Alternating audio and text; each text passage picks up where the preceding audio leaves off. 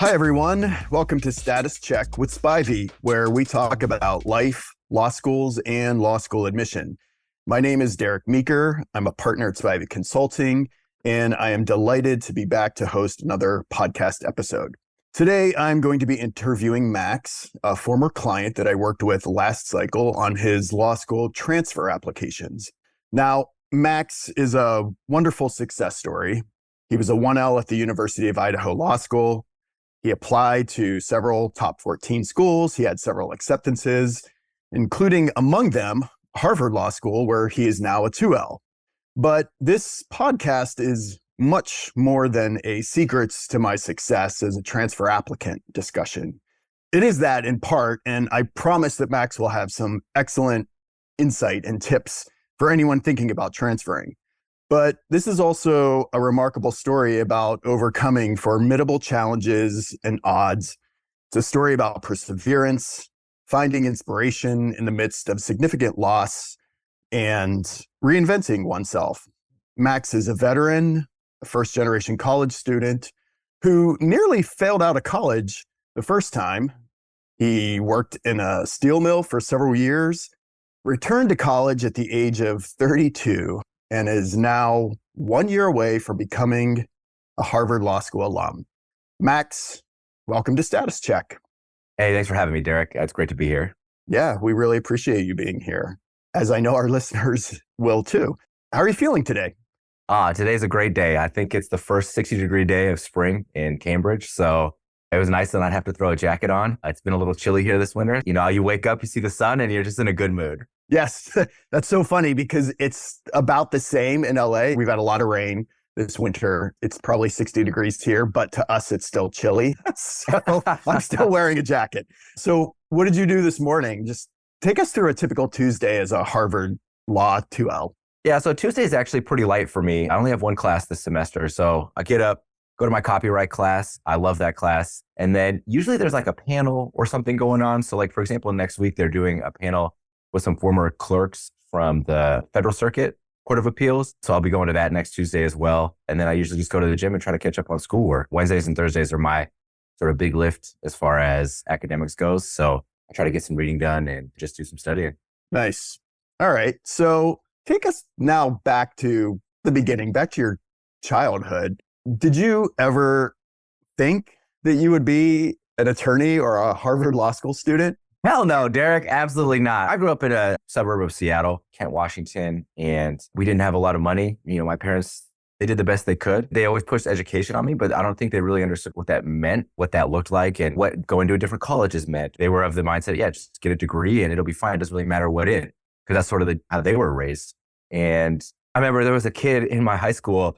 I'll never forget this guy. He was in all my AP classes with me, and he ended up getting accepted into Harvard as an undergrad. Everybody's like, oh my God, this guy's crazy. I can't believe somebody that we know is like going to Harvard. And all that is to say that it was such a massive achievement for somebody from that community, from the area I grew up in, to get into such a prestigious institution that I never thought I'd be there. Yeah, it's interesting. I mean, part of the reason why I wanted to work with you, and I think I connected so much with you, is I grew up in a similar town and very blue collar, lots of challenges, and just going to college was an accomplishment for someone there. So I understand that. And as a first generation college student, it's also just getting to college is just the first step, right? There are often a lot of challenges. Learning to navigate it. There are often socioeconomic challenges and just figuring things out when no one has done it before in your family. You got accepted to the University of Washington, but you did face many of those challenges. On top of that, you also lost your best friend to an overdose early in your college career. Yes. So as far as like those challenges go, I knew I had to do FAFSA and apply for things. You know, there's all these deadlines. I missed all of them going to college the first time because I didn't really know what to do. I remember one time, I think my mom came up and visited me in like October, and she was like, Max, I'm getting letters in the mail from FAFSA. What is that? And we opened it. It was like, you should have had to apply like way earlier to get the, so I had to get like emergency loans and all this. And so in that regard, yes, being a first gen was tough because we didn't really know what to look out for. Maybe we weren't as diligent as we could have been at looking into what we needed to do. But when you don't know, you don't know. And then there was a lot of drugs and things that were rampant in my friend group. I was fortunate enough to not partake in most of that because I saw what it was doing to them a lot of the time. And yeah, one of my friends, this was in 2004, 2005, 2006. And my friend had joined the army right after high school, went to Iraq and Afghanistan, and he was suffering from a lot of PTSD. And he came back. And I remember one of the last nights me and my friend saw him at the bar. He was completely strung out on heroin. We were worried about him. And then I get a call not soon thereafter that said he was gone. And as a young 21-year-old man who hadn't really maybe suffered a lot of loss at that point, and then trying to deal with college, it's really sort of an awakening about what you're doing with your life and what does it all mean? And like things are just, when they're taken from you, the first time you experience it, it's tough. Yeah. And when you lose a close friend, and I know from personal experience as well, especially at a young age, it can be both debilitating, devastating. It can also be motivating. Can you share a little more about how it impacted you, either negatively or positively? So I'll talk a little bit about both. So first, the negative ramifications. Like for me, I definitely drank heavily. And then I think that I coped with probably playing video games. Back then, I played a lot of World of Warcraft. And between drinking and World of Warcraft, I think that's the main reason why I never did any schoolwork. And then the positive impact of the things is I went to the gym constantly and I got in pretty good shape. I swam like an hour a day. I was lifting weights, and I maybe had some of those same addictive tendencies in the gym and in dieting and gaming and in alcohol. I was just like looking for any sort of escape from the reality of what I was doing at the time, which was supposed to be college apparently, but I didn't want to think about that. And so I was doing all sorts of other things. It obviously affected your academic performance.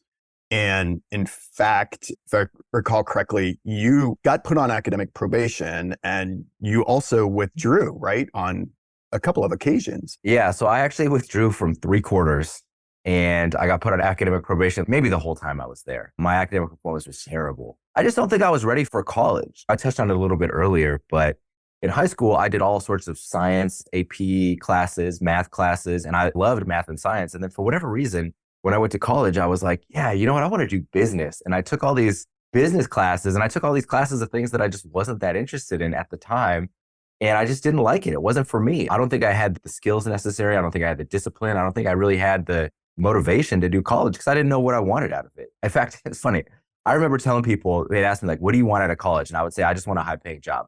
And that's not really a good answer because it doesn't give you that motivation of like what you're passionate about or what classes to take. So yeah, I struggled heavily. Yeah, right. On top of course, all the personal stressors in your life. So it would have been so easy to quit. What motivated you to keep going? I want to say maybe it's partly because of my pops. He was always a driving factor in getting an education to me. But that's not to say that we didn't sit down and have a lot of conversations where he would be like, what are you doing? He's like, I know you're smarter than this. What is wrong? And of course, when you're young and you're doing all sorts of bad things, you're ashamed and you don't want to talk to your parents. And, I don't really want to talk to my friends about the things going on in my life either. And I was like, yeah, okay, I'll figure it out. I wish I had a better answer about what motivated me to finish, but I think I just didn't want to quit. It was almost like a sunken cost fallacy. God, I've been in here for over 4 years now. I need to get something out of this place. Amazing. You found it inside of you and you made it across the finish line. As you said, I think barely across the finish line, as you put it in one of your essays. So funny story. I remember I was actually in summer quarter at University of Washington and I was about to go drop that quarter too. And I went into my advisor. She's like, instead of dropping, you already have enough credits. You could just graduate. And I was like, perfect. Let's do that. So instead of dropping, she just withdrew and graduated. And that was that. And you graduated. So first in your family to graduate from college. So what happens next? Because again, you got the degree, but I don't think that meant everything was now fine. What do the next few years look like? This was a booming economic time of 2009. So it was already bad for everybody. And here I am, a young man questioning my own sort of place in this world and like what to do. And it's tough. I remember I was living back at home. My dad buys and sells cars and he details them, fixes them up. And so I was kind of living at his place, helping him out do that. And I was still playing a lot of games. I remember one day he sat me down and he was like, Max, you got to move out. He's like, I don't know what you need, but you're not really progressing in life. And you have by this date to move out. And my dad is serious about these things. I knew that if I was not, my stuff would be on the front lawn and I'd have to figure it out. And so I graduated with a degree in speech pathology and audiology. So I actually ended up becoming a living caregiver for a man in his late 20s with autism. And I was also doing some other things. I volunteered at a children's hospital with a speech pathologist for maybe like once a week for like a year. And then I did a ton of odd jobs. I worked in retail. I think I worked at Buckle at the mall. I worked as a refractometer salesman at might as well have been a call center. I worked as a meat cutter. Oh, and I got fired from like 2 or 3 of them. So I had some growing to do. Yes. So you discovered that you were not great at meat cutting. Yes. And so ultimately, I remember during this whole time, my best friend would come over and visit me on the weekends, and we'd stay up way too late till 2 or 3 in the morning. We'd have some beers and we'd sit and say like, man, like, what are we doing? We're smarter than this. How do we get ahead in life? And we would sit and just talk about this for hours. Where do we want to be in 5 years? It's interesting because when you're kind of stuck in that space, you know that you want to get out of it. You know that you're capable of it, but you don't know how. You have no idea like where to even start. And so for me, I essentially was Googling, how do I get money to go back to college? I knew that I needed more education, some skills, maybe some perspective about what hard work means, maybe some discipline, maybe some whatever, some money to go back to college. And I just happened to stumble on a Google search that led me to the Army. And that was the real like catalyst, I think, in my life. And so this is 2012, right? 3 years after you graduated from college? Yeah, this is late 2011, early 2012, where I'm like doing all this research, meeting with recruiters. And my parents are not thrilled at this point. Like they're so anti-military. I remember I was like scared to talk to them about it. And I talked to my mom first, I think. And she's always a little more open-minded about some new things. And so she was like, cool, if that's what you want to do. But they were both like, don't do combat arms, don't do anything. And I had done the whole recruiting process at this point. I scored phenomenally on everything. And I wanted to enlist in the military, even though I had a degree. I wanted to go active duty. I wanted to ship out next month. I wanted to get away. And then the recruiter was like, you have a degree. We're not going to make you enlist. Why don't you become an officer? And I was like, what is that? Leadership? I don't know the first thing about it. What does this even mean?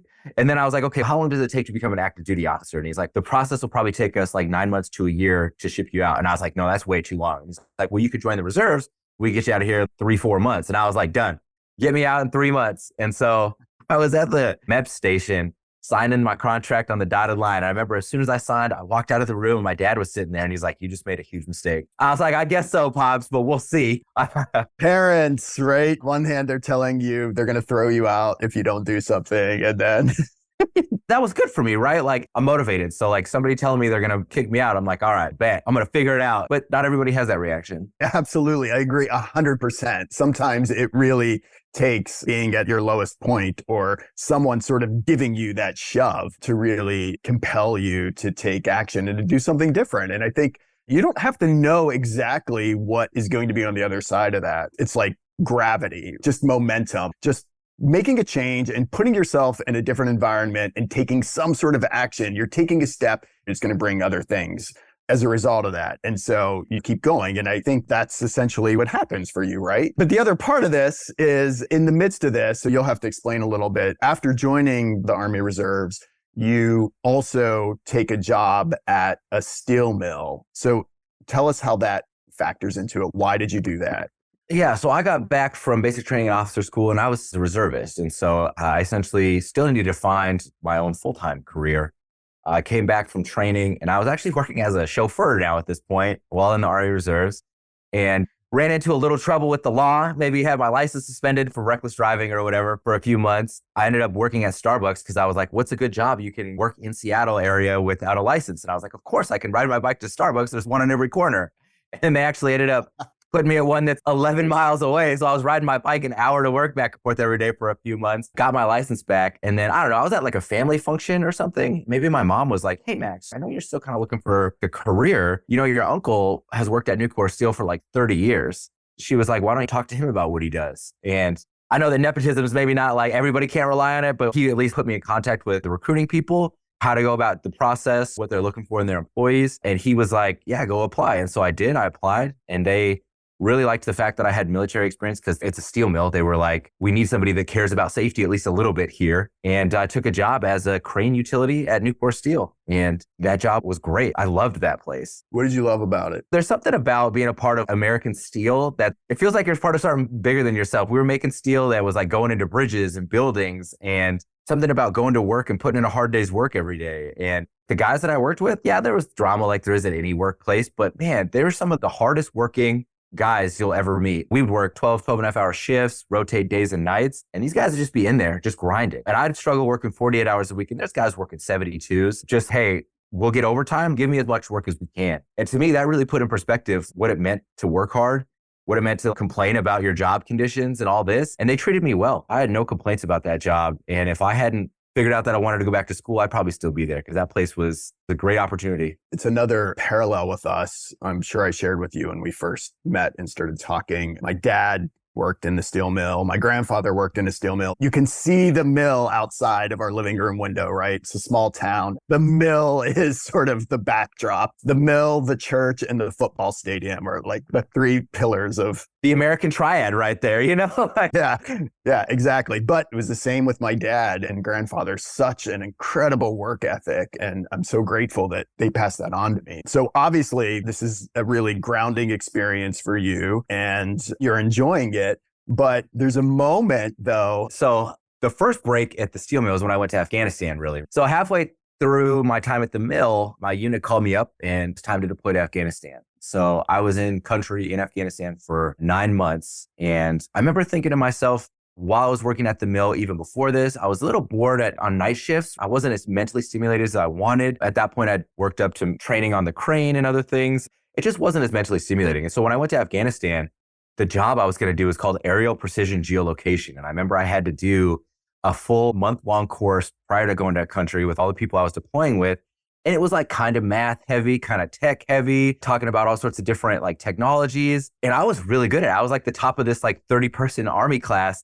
And I felt great about it. My commander was like, Matt, you did so good. She's like, we're going to put you in charge of training when we get in country for everybody coming in. And I was like, okay. I was like, maybe I should start doing more schoolwork. And so I was in Afghanistan. I was flying around in King Air's 700 hours when I was over there. And then in my downtime, I was taking online classes at, I think, Excelsior Online College in New York because the Army's tuition assistance, they had some deal with the military. I took a project management class. I took like a physics lab. I took some, I don't know, just some random things. And I loved it. I remember sitting in my bunk, bombs would be going off, people would be shooting mortars on base, and I'd just be reading my little project management book. So then, okay, fast forward, I'm back at the mill. I took I'm making air quotes right now, a promotion to furnace utility. And this was sort of the big move at the mill. This was the real catalyst for me because up until this point, I'd been working in the shipping department, operating a crane. But my uncle had worked in the mill shop and everybody at the mill was like, hey, if you work at the mill shop, you're kind of one of the cool guys. You're dirty. You work the longer hours. You work on the big hot furnace. They're just like the nitty gritty, like the heart of the mill. And I took this job and the camaraderie is extreme, but the work environments are also extreme. And you're working on a 3,000 degree hot, dingy furnace. People are getting injured. And the real catalyst for me, I was walking into a meeting. I got up at 3:15 a.m. that day. I'm in the room at 4:45, ready to start my shift. We're doing our pre-shift huddle. And, you know, you're looking around the room and my uncle had just lost half his finger like a couple months prior. There's guys that are injured all over the place. There's long-term health problems all over the place because, you know, working day and night shifts isn't good for your health. Breathing in toxic chemicals, you know, they provide you all the PPE, but it's just like being in that environment. It can't be good for you long term. And I remember thinking to myself, God, I don't want to seem like a wussy for quitting, but I don't know if I can hang with these guys for like 30 years. These guys are savage, just like insane work ethic and just nitty gritty. And I was like, I don't know if I'm cut from the same cloth. At that point, I was like, I need to get an education. I need to get out of here. I need to get back to school. I love doing it in Afghanistan. I have to figure something else out. So you have this moment, both thinking back to the classes you were taking and how much joy it brought you when you were over in Afghanistan, and recognizing that long-term, maybe this working at the mill isn't the healthiest or best option for you for many reasons. And so what decision do you make at this point? Again, I was sitting in my dad's living room and we were talking about going back to school. And I was sitting there and I was debating between electrical engineering and computer science. I was like, I love doing the science class. I was good at math and science in high school. I need to get back to that. And so I ultimately chose to go back to school for electrical engineering because I thought it had a little more staying power than maybe computer science did. Even though I was in Seattle, I knew Amazon employees were making tons of money out the gate or whatever. I just thought electrical engineering sounded more interesting to me. And also it still gave me a little bit of a foray into computer science. And so I chose to go back to school for EE. Okay, so this is an important point where I'm just going to take a slight detour to say, you had this moment when everything changed. And I just want to pause there for a moment because when I advise applicants on personal statement writing, that's one of the things that I always talk about is access the moments when everything changed. And I have to credit the teacher that taught me that. Allison Singh Ji was an amazing teacher at UCLA where I took writing classes. And that was something that she always talked about. So thinking about those moments when something changed, right, that compels you to take a different path or to do something differently. And so we're going to come back to this because you and I had an interesting experience around this when it came time to write your personal statement. But that is just like the quintessential sort of experience to point to and then to write an essay about. For me, you said accessing these moments, and it's difficult to know when that moment happens, but I remember quitting the mill the night that it happened so vividly because I had made arrangements at Eastern Washington University to go back to school, and all I had left to do was go to work and quit. And I went to work that night. I was getting cold feet. It was harder than breaking up with any girl. It was harder than anything because I'm sitting there and I'm thinking through when I first got the job, how happy I was, how much I liked my coworkers, how my family told me, like, how can you give this job up? It's so good. And I'm thinking, okay, but like, how do I move on? I want to go back to school. And so I paced around the mill for hours. And I remember I went into my boss's office. His name was Paul Bonner, great guy, former Army Ranger. I sat down, I said, hey, Paul, I was like, look, this has been an incredible opportunity, but I got accepted into Eastern Washington University and I have to quit. I remember the look on his face. His eyes got huge and he was like, what? Because nobody quit that job. When you got a job at Newport, people were so excited. My heart was racing. I wish I would have had a heart monitor on or something just to see my heart rate while I was quitting because that was a hard moment for me. So I understand finding those moments. I've been there several times. My first job out of law school, I worked in the Attorney General's office in Ohio. And of course, my parents just thought it was the greatest thing.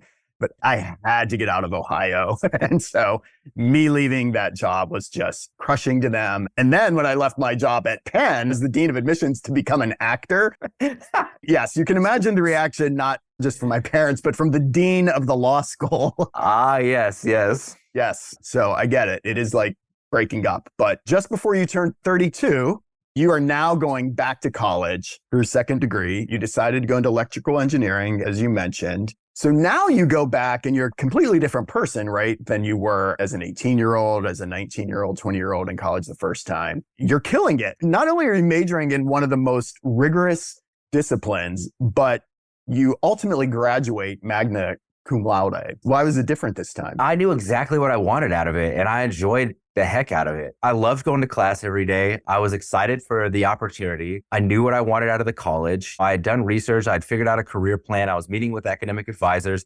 I was just present in the experience. I wanted to be there, not because I thought society told me I needed to be there or my parents told me I needed to be there. I knew I wanted to be there. I knew what I wanted to learn, and I was just so passionate about it. And I wasn't struggling from many of the same things that I was when I was younger either. I'd had time to process the death of my friends. And I mean, even since that, I'd lost 2 other friends in the interim. I'd started finding healthier ways to cope. I was happier with who I was as a person. I wasn't gaming. I was just a healthier person, both mentally and physically. And I think it really showed in my academics. It's just so important, I think, for people who are in college right now and thinking about applying to law school. I always encourage students to take some time off before going to law school anyway, right? Doesn't necessarily have to be a 12-year detour. But I just feel like unless you have had exposure to what it means to be a lawyer and you have really specific goals, and sometimes there are people in college who have had that, but I feel like a lot of times people just don't really know. And it's such a different experience when you have a clear goal in mind and you know what you want to do and you're focused and you feel that spark and that passion for it. So I think that's such an incredible insight to share. So how does law school come into the picture then? You're back in school getting your second degree. How does law school come up? Yeah, so kind of serendipitously, when I went back to school for my degree in electrical engineering, my end goal at this point was to get a master's degree from one of the state schools. So either University of Washington or Washington State University. And I was doing great. I had like a 3.9 plus GPA for the longest time. And so I was starting to research grad programs and all that. And University of Washington has a joint JD and Master's of Electrical Engineering. And I remember looking on their Master's of Electrical Engineering website and being like, what is a JD? And what kind of crazy person would need a law degree and an electrical engineering degree? And then I started to research that a little more and what kind of career paths you would go down. That was the first time I'd ever learned that being a patent lawyer or an intellectual property lawyer was a thing. And I started looking into that and I was like, this could be really cool. And the more I started to look into it, the more I started to get really excited about a career path at doing intellectual property law or patent law. And that was really the catalyst here where I was like, oh my God, I really want to go to do a joint JD MSCE program. And I'd never heard of it until like the day I started looking at grad programs. So now you decide you're going to apply to law school. Basically, you have all the pieces in place, right? You can't get rid of that first undergraduate GPA, unfortunately, because of the LSAC policy, which I'm sure all of our listeners are familiar with, right? When you go to college, all of your courses, they take all of that and calculate a cumulative GPA. But then if you go back and get another degree or take other classes, they don't count that. It's part of the GPA, right? Whatever it was, your magna cum laude GPA is not part of your GPA as you're applying for law school. Here I was, 32-year-old, or at this point, 34-year-old Max with a magna cum laude electrical engineering degree, but I was applying to law programs as if I was the same 22-year-old with my 2.2 GPA. Yes. Now, that being said, of course, they are going to look at the transcript. And you're actually, as far as that situation goes, when someone has a lower GPA, you're in as good a position as you can be because you now have a proven track record, a current one that you can do the academic work in an incredibly rigorous discipline. So you've got the honors degree in electrical engineering. You're a veteran with experience in Afghanistan. You're a first gen college grad, and you have this compelling story of overcoming challenges. What happens with your law school applications? I did them all myself, which was probably the first big blunder, but I did a bunch of research and I applied to all programs that had joint JD MSEEs. And that was probably my bad, honestly. I didn't realize the value of what school you're going to for a JD, and I probably could have did a little more research there. So I applied to like University of Washington, Notre Dame, Penn, UCI, Florida, Stanford, all these law schools that have joint Masters of Electrical Engineering and JDs. And I got summarily rejected from every single one of the JD programs. And I got admitted to almost every single one of the electrical engineering programs. Part of that was because this was, I think, right when GRE scores were becoming more accepted to apply to law school. And I had a very good GRE. I had studied for it like all summer. I was ready to apply with just GREs. But then some of the law programs required the LSAT as well. And I studied way less than I should have, barely at all, just to be able to have a complete application on LSAT. Maybe I got confused about something. I don't know why I ended up taking the LSAT, but I did, and I did extremely poorly on it. So I think that might have tanked me a little bit as well. But ultimately, the best I did was I got waitlisted at Northwestern the first time around. And then come June is when they finally kicked me off the wait list at Northwestern, gave me the rejection. And that was actually maybe the best thing that ever happened to me, getting rejected from all those law schools, because immediately after getting rejected, I was sitting there in my living room in Cheney, Washington, going like, what am I going to do? My dreams are crushed of being a lawyer. I guess I'll just go to be an electrical engineer now, which is still a good alternative, right? So I actually did some research into local law schools around me. And I was like, what else is still up? And University of Idaho popped up, and they weren't even on my radar until June. But I called them up and I was like, hey, are you guys still taking applications? And they were like, absolutely. Send one in. So I go on LSAC website, I apply. 2 days later, I get a call from the dean saying, I want to interview you. And we sit down and talk, and I get an admit the next week. But now think about the world at this point. This was June 2020. COVID was raging. Every school was online. I had just done my last semester of electrical engineering program online. It also fortunately happened where the Army called me up and said, hey, we need you down in Georgia for a year. So I actually ended up getting accepted to Idaho and having to defer it for a year to go down to U.S. Army Cyber Command at Fort Gordon, Georgia. Wow. Okay. I just want to pause for a moment to fine point a few of these things because there's so many important nuggets in here, right? Well, let's go back. Important to note for future applicants, taking the GRE, yes, it's an option. I will say in our experience, it is often a more challenging road to get accepted to a law school with a GRE only score. You certainly can. There are people who do it, but it does seem like it's a harder road. So that's something to be mindful of. But also, if you take the GRE and you do really well, as you did, Max, but then you take the LSAT, it almost cancels out the GRE. Law schools are going to look at the LSAT. They still have to report it, and it's what they know. The LSAT is still, at least right now, still the king. And you have to send in both scores. If you've taken it, you have to send the score. That's right. But it's also just amazing to me that you got rejected at every school you applied to. And here you are thinking your dreams are over, but you don't give up and you're open-minded. I just love that you were open-minded enough to say, what other law schools are around me? Because I'm passionate about this and this is something that's important to me. So you didn't give up and you didn't do the thing, well, I'm just not going to go to law school. you saw that maybe there's another path to get there because I know what my goal is. And I think that that's incredibly admirable. Doing research into law schools online is tough. Like you said, I was sitting there, I got rejected, and I was like, what do I do next? But if you research on Reddit or something, is it okay to go to University of Idaho Law? You're going to see law school admissions or these other law school forums, and they're going to be like, hey, if you don't go to a T14, screw you. I was getting a little bit down because I was looking online. But then what I actually did is I looked up some patent attorneys working in Boise and the surrounding areas who had went to University of Idaho Law. I actually reached out to them and they got back to me like the next day. And I was like, hey, look, here's my situation. I'm thinking about going to Idaho Law. Like, can you tell me a little bit about your life and career? And is it going to be okay if I don't go to one of these other schools? They were like, man, absolutely. We have good careers. We've had good lives and we provide for our families and like everything's okay. We have maybe better work-life balance than a New York lawyer might. And so that really put me at ease, talking to some actual attorneys who had been there and done that and not just getting caught up in the elitism of the online forums. Yeah, it's really frustrating and demoralizing. I always tell my clients, if you say, I can only accomplish my goals if I go to a top law school, T14 or wherever they draw the line, I always say you're giving up your power in a sense. Now, look, I didn't go to a top law school, but I worked at one. I very much understand how this works and how many doors open. So I get all of that. But nonetheless, you still have so much power of your own in terms of the networking you can do. And there's more than one path to accomplish the goals that you want to accomplish. I think that this is just a wonderful illustration, or hopefully an inspiration for other people who are listening to understand that and to be open-minded. So you enroll at Idaho then a year later after your deferral. At this point, were you already thinking about transferring from the get-go, or tell us about that? How do you approach your first semester at Idaho? I was thinking about transferring from the get-go. I didn't know where and I didn't know really why and what that meant for me, but I knew that I wanted to do as good as possible and at least keep the door open. At that point in my life, I sort of realized that just having options was always really beneficial for you because of whether the economy collapses or whether, something changes in your circumstance. I just liked having opportunity. And so I thought to myself, I'm going to do the best I possibly can here at Idaho, making opportunities for myself here with alumni or whatever, but I'm also going to leave the door open for transferring. And I remember telling people, even first semester, they're like, what are your plans? And I'm like, oh, I'm thinking about transferring. And they were like, to where? And I was like, oh, I'll apply to all the T14s or whatever. And then people would look at me like I was crazy, but I had a goal in mind. You would come to the conclusion that this is what I want to do. And you talk to attorneys who had graduated from Idaho.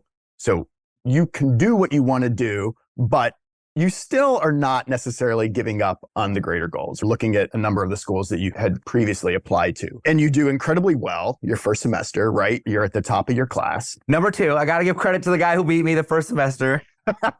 If you're listening, Ryan, I hate you. Okay. So you're obviously doing well. So the possibility of transferring is looking perhaps more attainable. Also, you end up getting a summer associateship at a big law firm as a 1L. Now, I just want to take a moment here to acknowledge this because aside from working in admissions, I also worked as a recruiting manager for a big law firm. And it is so incredibly competitive to get a summer associate position as a 1L at any school. Even at the top 14 schools, the percentage of 1Ls who get a big law job is pretty low because there just aren't that many firms that hire 1Ls. Now, granted, you had an electrical engineering background. And so for firms that have IP practices, that is something that is critical. That is a distinguishing factor. I will acknowledge that. But nonetheless, it's still incredibly difficult. How did you do this? So we had just got done with finals after my fall semester of 1L. My PLI patent bar binder had been sitting on my shelf for over a year now. I was like, I want to get a 1L big law job. I want to maximize my chances of getting a job coming out of Idaho and all these things. And so I was like, I bet I could take the patent bar in the month time that I have off between semesters. And so literally the day after my last final from fall, I spent all of that December and like half of January until classes starting up studying for the patent bar. And then I ended up taking the patent bar and passing it the day before classes started. And then I just started applying to firms. I actually went to the career services office at Idaho. They gave me some alumni. I reached out to them, got an offer from a mid-law firm in Seattle. I reached out to a professor who had worked at a mid-law firm in Salt Lake City doing IP. They gave me an offer as well, doing mid-law there. And then I'd also done a whole bunch of direct applying to all the V50 to 90, whatever firms. I maybe put out 30 or 50 applications there. But what actually ended up getting me my job was my friend. She knew this firm called Haynes Boone because some Instagram influencer that she followed had used Haynes Boone to represent her in a matter where like she wasn't able to use her own name on her social media anymore. And she was like, hey, this firm is cool. Like they represented this girl that I follow. You should check them out. And I was like, okay. So I just like randomly went on their website, filled out the application, and their headquarters were in Dallas. And I didn't know that outside of New York, I believe the largest congregation of 1L summer associate positions are in Texas. It was like very fortunate that they were in Dallas and I applied, and they have a very heavy IP practice there too. The stars aligned on that. And I ended up getting an offer and accepting for Haynes Boone Dallas in my 1L summer. It was crazy. Okay. So now at this point, you have your amazing grades and you've got the patent bar and you now have a summer associate position at a big law firm. You're ready to apply to transfer basically, or at least that's when we meet because you reach out to us. So before we talk a little bit about the transfer application, just quickly tell us what are the pros and cons at this point that you're considering in terms of whether you should transfer? Well, the biggest con for me was money. Obviously, University of Idaho is fairly cost efficient. Going to these schools is now all of a sudden $50,000 to $60,000 more a year. And then also there's, besides the career stuff, I loved University of Idaho. I loved the people there. I had great relationships with my professors. I had a wonderful friend group. I was happy at University of Idaho. And I don't know if I can really put a price on that. Giving up all of that to chase your dreams, I think is sometimes difficult. But on the other side, I kept remembering why I went back to school in the first place and the things that I was passionate about. And I kind of knew what it felt like to give up opportunity and to not push yourself and chase those things that you're actually capable of. I wanted to reap everything out of this opportunity that I could. And so I knew I wouldn't be happy unless I transferred, or at least tried to. That's where I was at. Yeah, you didn't want to have any regrets. So we began working together. And for many of the reasons I've already talked about, I resonated with your story. I believed in you. I didn't really know what was going to happen, right? We had our challenges. I remember asking you, what are my shots? You used the very evasive language. You're like, well, we've never seen any candidates like you before. And I was like, I know, but I respect it. Right. But I also meant there were lots of positives in never seeing a candidate like you, right? I honestly thought you would have a couple of offers from top 14 schools. I wasn't sure about, we'll say, maybe the top 6 or 7, right? We were strategic about, let's make sure you're applying to several across that spectrum. But yeah, it was really like, we weren't really sure what to expect. Now, so we're coming back to the personal statement discussion, because this is important both for 1L applicants and transfer applicants. It is the centerpiece of the application, right? Obviously, as a transfer applicant, your grades are the most important factor, your law school grades. But there still needs to be an interesting story for them.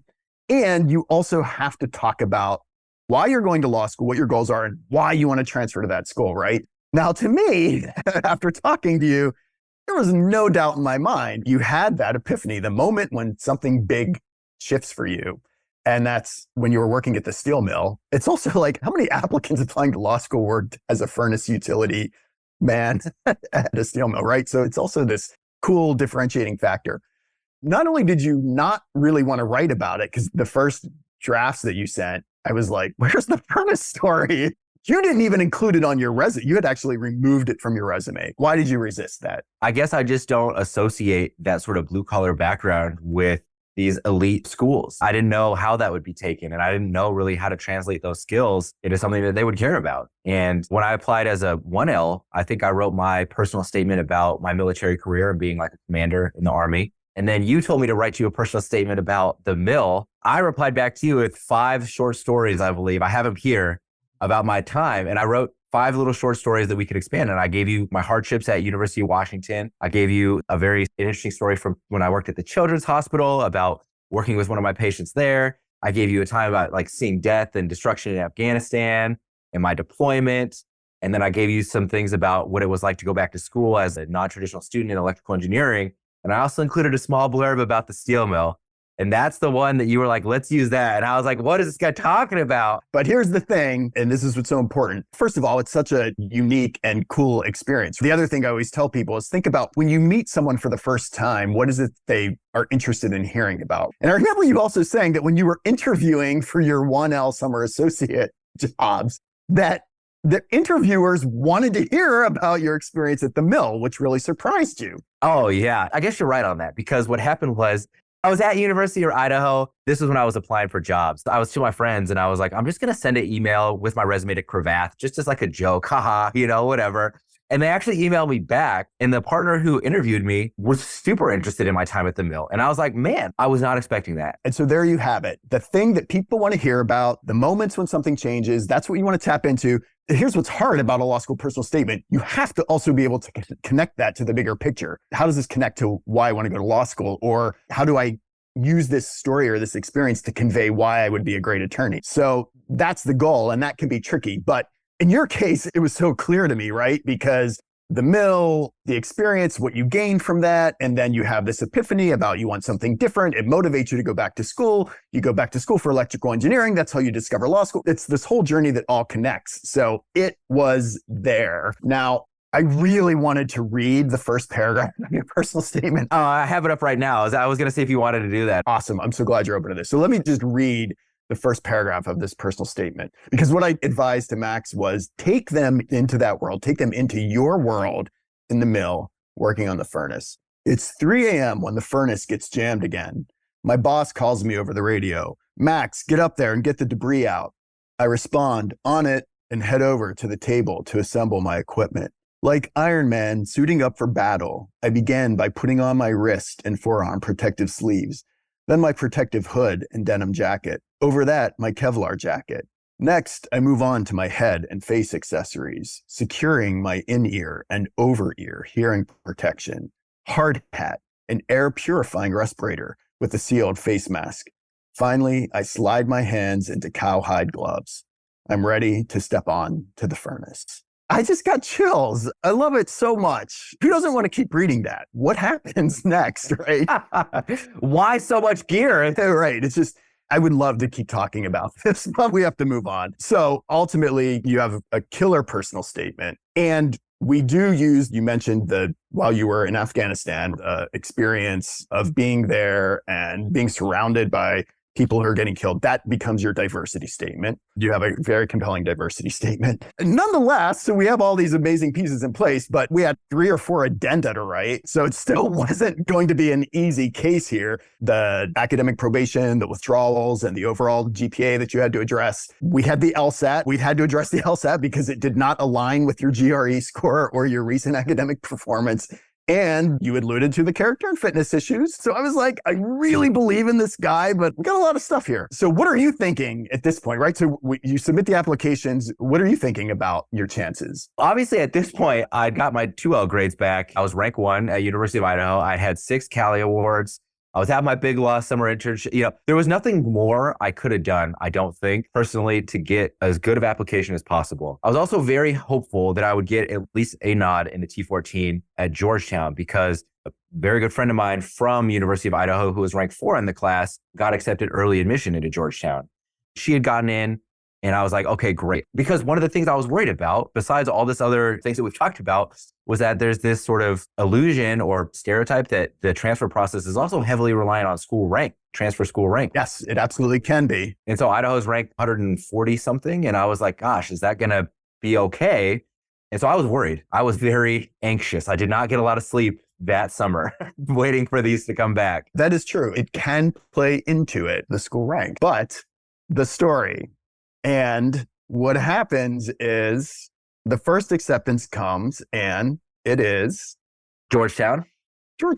And I remember you're elated. You're like, oh my God, I would be so absolutely thrilled to go here. 100%. I would have been on board with any of the schools that accepted me. And then the second one, Berkeley, right? Yep. One of the top 2 ranked IP programs in the country. Oh, yeah. When Berkeley got back to me, I was riding high. I was like, okay, we're in the game now. We got 2. Like, that means it wasn't just a fluke. And so I was very happy. Right. Then you got the call for an interview at Harvard. I think I got accepted into Michigan first. At some point, I got accepted into Michigan as well. And then right around that same time, I got the interview for Harvard. Yes. I got the email for that. Now we're like, oh my God, this is actually a real possibility. And so you go through the interview. What is your recollection of that? Me and you had talked a little bit about it. I did some research online. And that day, I probably could have been a Harvard historian. I was like, whatever they want to know, I'm ready for it. Because there's a few stories online of people being like, oh, I didn't know how to answer these questions. But I remember one of the things I found was that if they ask you, do you want to go here? Or how likely are you to accept? You say 100%, but it was true for me. Like if Harvard wanted to give me a shot, I was ready. And so they asked, one of the things that I thought was a really interesting question that I was struggling with, and I don't know if we're going to talk about this now, was essentially like, they asked me why Harvard? And for me, I already had a big law job. I already was doing the things I wanted to do with my career. And so that question really, I struggled with a little bit to come up with a good answer of, yes, what would Harvard do for me that I didn't already have? And for me, it was about clerkships and network and exploring areas of the law that maybe I didn't know even existed. And so what better place to do that than Harvard? Yeah. I also remember in your personal statement, you just alluded to the fact of just doing something that maybe no one else has done before in a sense. So doing something like that also means that you pave the way for other people, other family members. I think you mentioned advising your sister, being a mentor for her in terms of pursuing higher education, which I think is really important. I love that part of your application too, that this isn't just about me. This opens up opportunities and allows me to help others. Yeah. And on that note too, it was definitely, if you go to Harvard, then now your kids are now legacies, and now you're exposed to this Ivy League life. And it's about more than just setting up my own well-being. It's about, making sure that my family is now set up and maximizing opportunities for me and my future children, or whatever the case may be. And not saying that I wouldn't have great opportunities from Idaho. The resources and the legacy thing is real. So you maximize opportunities for your life and set yourself up the best as you can. Yeah. And they get exposure to both experiences and can make their own choices based on that. So then I'll never forget the email that you send me. It's like, in at Harvard, 500 exclamation, all caps, and like 500 exclamation points after that. Yeah, that sounds about right. Who was the first person you told? I was dating a girl at the time, and I called her and told her first because she had been with me every step of the transfer process. She had been great the whole time, encouraging me. And so I called her up. I think I FaceTimed her, and I was like, I got into Harvard. And she was just like so over the moon with it too. I don't even know if we really understood what that meant. And then the next person I called was my buddy. And he was like, my God, he's like, I can't believe you did it. He's like, the only person that we know who ever went to an Ivy is that one kid I was talking about earlier. He still brought that kid up. I mean, I was in shock. I didn't know what to do. Yeah, but you had to figure out really quickly what to do. So now just take us quickly through, because this is an important part for people who are thinking about transferring. So you get admitted, you make the decision, you're going to accept the offer at Harvard. And this is, I think, in early July. So you've got maybe 4 to 6 weeks. Take us through that process and the logistics. So essentially at this point, I'd given up my lease at University of Idaho. I had an apartment there, but I was in Dallas at the point. But all my stuff was back in Idaho. And now I'm realizing that I'm going to Boston, and I'm currently in Dallas. And so on top of figuring out all the logistics of moving to a city that I've never visited, you still have to enroll at Harvard. You still have to get classes. You still have to do all like the medical enrollments, vaccines, registrar's office, financial aid office, and figure out how to pay things. And then on top of that, you're doing all of the EIP stuff and researching firms and doing interviews. And I was working at the time as well. So joy quickly faded into anxiety as I was waking up to like 30 emails a day and just like a wild amount of logistics to try to figure out. And Harvard does a great job of organizing it. They give you all sorts of people to reach out to, resources to do. They give you very nice maps of here's exactly what you need to do. But it's still a lot of work and you're still grinding. And so essentially what happens is I end up pretty much just dumping all my stuff in Idaho, either donating it or selling it quickly. I moved into a dorm at Harvard Law. They have dorms specifically for the law students, and just tried to make the move as light as possible. Because I was doing EIP, I wanted to make sure I got it with a good firm and leave time for some of the other things as well. EIP, for those who don't know, early interview program, right? Yeah, it's to get a job for your 2L summer. So in the midst of this, you're also interviewing. Were these mostly remote interviews at the time? They were all remote interviews. So that helped. It did. It helped a lot. And if you were in the Boston area or New York area, I think some of the firms did offer you to come see their firm as well, especially if you got like a callback. But because I was in Dallas, I just couldn't make the trek. Yeah. Now you start your first semester at Harvard. What would you say was how you expected it to be and what surprised you? I expected people to be smart here, but what I didn't expect or wasn't expecting was the level of passion that I see from people. I remember I took first semester with admin law, and like a big nerd, I was sitting in the front row, and I had made the conscious decision that if I was going to come to Harvard, I was going to maybe put academics on the back burner a little bit and focus more on my social circle and meeting people and networking and trying to enjoy some of the fruits of my labors. But there are a lot of people here who aren't like that. They love the law and they're so passionate in a way that's like, even on my best day, if I studied and did nothing else, I'm not sure that I could even compete because they just love doing it. So I was so shocked. And also it was kind of awesome to see these people that just dove in to the law because that's what they love to do. And so that level of passion, I think, was incredible to see. But on the other side of that too, one of the things I wasn't expecting is maybe I was expecting more like just overall like people that are so serious. But there's a lot of people here who are also enjoying their time. I didn't meet them so much my first semester, but eventually I got into the Harvard Law Drama Society, which puts on a play every year. And those people are all incredible. So anybody coming to Harvard, join Parody. That's my plug. Okay. So I guess you touched on this just a little bit, but I was going to ask, what would you say was the biggest challenge in making the transition as a transfer student? And what would you do differently, or what advice would you give to someone on how to approach their first semester as a transfer student, whether at Harvard or anywhere else? Yeah. So leaving your friend group behind and coming to a new school as a 2L is tough because I think that everybody also has a different attitude. Their 1L year of everybody's new. We're all looking to bond and make friends. And then also many of the classes at a lot of colleges across the country are in sections. And so you see a lot of your section mates in classes every day and you just sort of run with the same crowd, I would say. But when you transfer as a 2L, now you're in classes with all random people every day. You're going to large institutions that have hugely big classes. So I made the mistake of taking all sort of bigger black letter classes and doing some journals and things that were all strictly academic focused. But if I could give recommendations for people who maybe want to make friends and are maybe a little more social, take some more working group classes, some classes that are maybe a little smaller, a little more intimate, that you can sort of meet people and interact and talk with people. And then also as far as picking what school to go to, I think there's something to be said for Harvard and Georgetown because they have such a large transfer class that there's a larger amount of people in the same boat as you. And my friends that transferred to Georgetown, she said that the transfers are close. There's more of them. There's just a better community of people that are sort of experiencing the same thing you are. And just like that at Harvard, my best friends are all transfer students. Great advice. And then I know we skipped over this because I got so excited when we started talking about your application and your acceptances. But is there other advice or tips you would give just as far as the transfer application process itself? Oh, man. I think that the biggest thing is if you're listening to this and you're thinking about hiring a consultant, I don't think that it's a passive process. I think that you have to be active, like me and you were going back and forth. And I gave you my life story. I was forthcoming and wrote my heart on those pieces of paper. And when you kicked it back, it said, I want something different. Like, okay, fine. But I still like wrote as much as possible. And I think that me and you probably had 20 or 30 different drafts and back and forth. And you were giving me all sorts of feedback. And we started early and we worked often. And I think that if you wait till later in the process, you don't have as much back and forth. You don't take ownership of the transfer process. It's really going to bite you. And to me, I was like, I want everything out of Derek's brain that I can possibly squeeze out of there. And so I was just trying to be as active as possible in the process. And start the process early. Okay.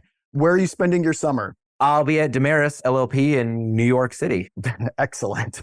They do patent litigation. They're right in Midtown Manhattan. And a whole bunch of transfers are going to New York as well now. So it's just going to be a good time. Amazing. Congratulations. All right, Max, I know we have just a few more minutes. So a few last questions. After this long and remarkable, sometimes very challenging journey, just tell us what it means for you personally to be less than a year away from becoming an attorney and a Harvard Law School alum. Man, it's so hard to put into words because I'm constantly reminded of where I was at 10 years ago. Maybe having run-ins with the law, maybe not really having any motivation or direction, not knowing where the next paycheck is coming from, getting fired from jobs, and you're just so down and you can't really see what the future holds for you. But I have this just like incredible sense of relief that it seems like if I did nothing else right, I didn't let all these experiences and things that at the time felt like life shattering bring me down. And I just kept my head up and I kept trying to look towards the next thing and make the best of it. And all these things that I thought were like so bad in my life ultimately culminated into this thing that was like really good. And it get me to a place where I can have any opportunity I want, do anything. And I just couldn't be more fortunate to be here. And I'm excited to start working and start making money and start, taking care of my family. All these things that people want to do that I know it's like very cliche to say. I'm just excited to be able to do those things. So that's sort of what it means to me. Very well stated. And you brought me to tears. Not the first time that this has happened either in our interactions. Max, I want to thank you so much for being so open and for sharing your story. I know that many listeners are going to get so much out of this, whether they're pre-Ls, 0Ls, 1Ls, veterans, first-gen college students, anyone who's in the throes of challenges. I think what you just said is so inspiring. And I just want to thank you. This has been such a joy. I've loved working with you. I've loved getting to know you. Any final words or thoughts? No, hey, I appreciated you working with me too, Derek. I wouldn't be here if it wasn't for you. So thank you for everything you've done. This has been great. Thank you. Oh, and are you still rehabbing a 1968 Barracuda or something? Yeah, restoring a 1970 Barracuda. That's me and my dad. That's one of the first projects I'd like to do when I'm done with this whole education journey, get settled, get a garage. Probably wouldn't happen in New York, but we'd love to restore that car together and get it back on the road one day. All right. I'm waiting for my opportunity to drive the 1970 Barracuda. I'll call you up when it's done. All right. Thanks again, Max. Thanks everyone for listening.